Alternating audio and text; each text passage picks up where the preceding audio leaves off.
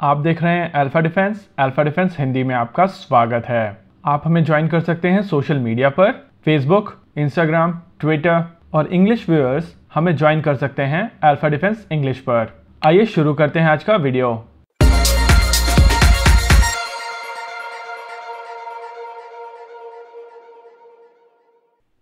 आज के इस वीडियो में हम लोग बात करेंगे भारतीय रक्षा मंत्री राजनाथ सिंह की रशिया विजिट के बारे में और समझने की कोशिश करेंगे कि इस विजिट का क्या मतलब है।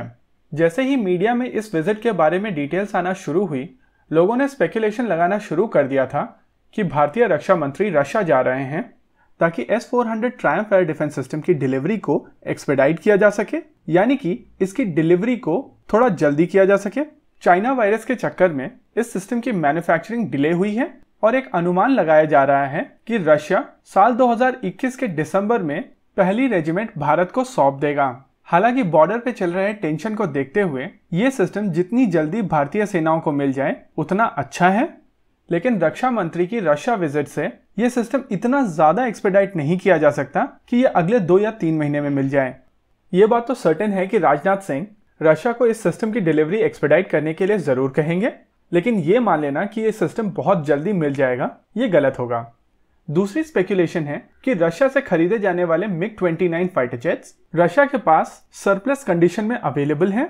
इस समय रशिया के पास तकरीबन 21 ऐसे एयरक्राफ्ट हैं जो एयरक्राफ्ट पूरी तरीके से असेंबल्ड तो हैं लेकिन मॉथबॉल्ड हैं, और इन एयरक्राफ्ट को काफी कम समय में MiG-29 UPG लेवल पर अपग्रेड किया जा सकता है और काफी कम समय में भारतीय वायुसेना के पास 21 ऐसे फाइटर जेट्स अवेलेबल हो जाएंगे जिसके लिए ट्रेन्ड पायलट्स उनके पास पहले से ही हैं। लेकिन ये भी फाइटर जेट अगले 2 या 3 महीने में नहीं आ जाएंगे।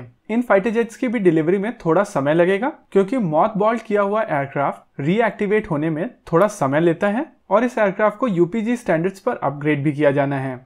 तीसरी स्पेकुलेशन है 12 Su-30 MKI को लेकर। Su-30 MKI भारत में बनते हैं और ये एयरक्राफ्ट भारत में नासिक असेंबली लाइन से निकल कर आते हैं। इस साल नासिक असेंबली लाइन के पूरे ऑर्डर कंप्लीट हो जाएंगे और साल के अंत से ये असेंबली लाइन खाली पड़ी रहेगी।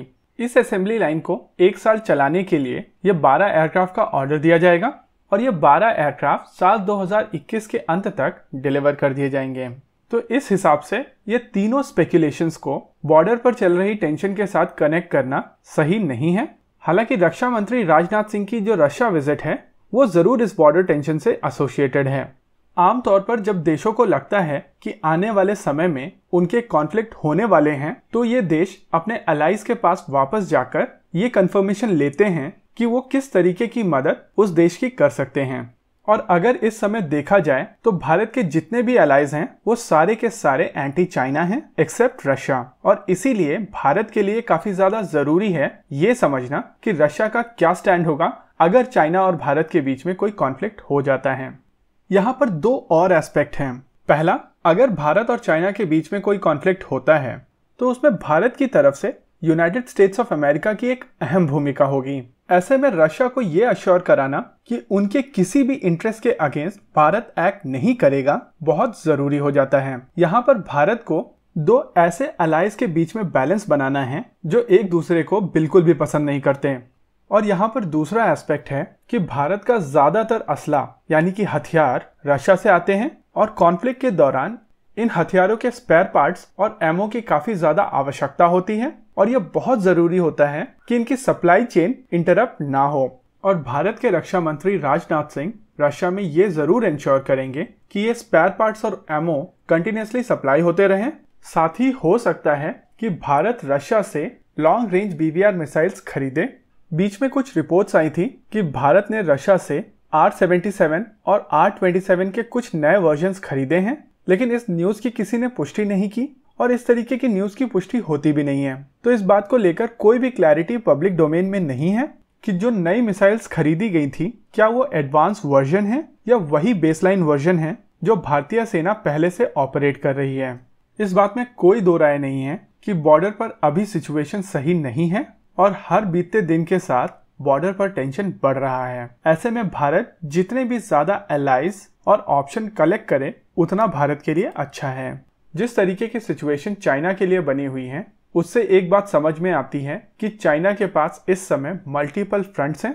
कुछ देश के अंदर या कहें कब्जा किए हुए हिस्सों में हैं, जैसे कि शिंजियांग और हांगकांग, और कुछ हैं बाहर जैसे साउथ चाइना सी और जापान के साथ, जो कहीं ना कहीं यूनाइटेड स्टेट्स ऑफ अमेरिका के सामने चाइना को खड़ा कर देते हैं। और ऐसी स्थिति में अगर रशिया केवल न्यूट्रल बना रहता है तब भी भारत के हिसाब से ये काफी पॉजिटिव बात होगी। और रक्षा मंत्री राजनाथ सिंह इस चीज को इंश्योर करना चाहेंगे कि वो रशिया से आते समय कम से कम इस बात की कंफर्मेशन लेते आए।